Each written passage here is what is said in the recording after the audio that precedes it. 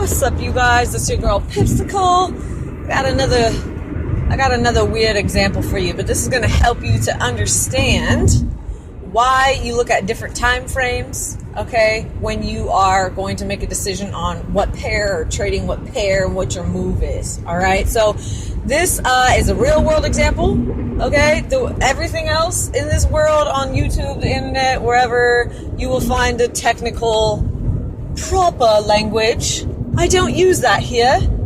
I use my own language, which is an everyday world example. Okay, so let's get right to it. Somebody asked me one time, well, why can't I want to trade the 1 hour. Why would I not just look at the 1 hour chart? Why do I have to, what do I do?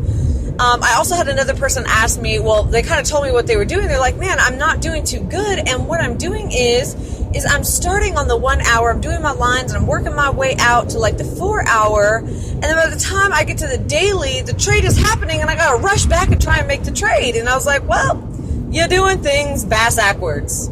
Okay? So here's my example of why you start at a higher time frame. Start on your monthly, your weekly, whatever you want. I'm not going to lie to you. I have gone out to the yearly for a swing. Okay?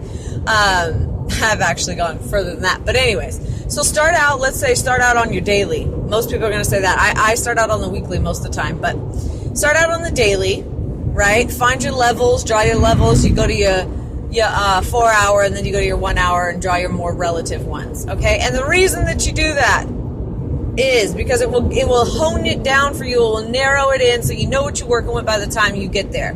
So here's an example for you.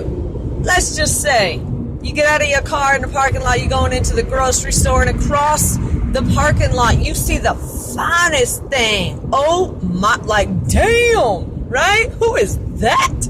Right? You're like, oh, snap. Oh, looking good. I'm about to hurry up and get in this grocery store and see who that is, right? So you got to get close up. You get close up. You get in the grocery store. You guys are walking through the grocery store door at the same time, and you in line paying for your groceries at the same time, and you take one good look, and that specimen is fine. I ain't gonna lie to you, just built like, right? And then you get face to face, and you're like, ooh, no, that ain't looking too hot, right? And the person turn around, and they got a grill that's, right? Not hot. So anyways, that is my point, right? Looking at a 4 hour a day time frame, a week time frame, that's like you just, that looked like a good trade, right? Then you get up to the 1 hour and you're like, ooh, if I get in right now, that ain't no type of good, because you got a close-up view. It's the same thing when you see somebody fine, y'all, super fine. Then you get close enough to actually see him, you're like, oh yeah, no, I'm good. I don't want to get in that trade, right? It happens. So anyway, start on that bigger time frame, and that is your real world example for the day. I love you guys. Happy trading.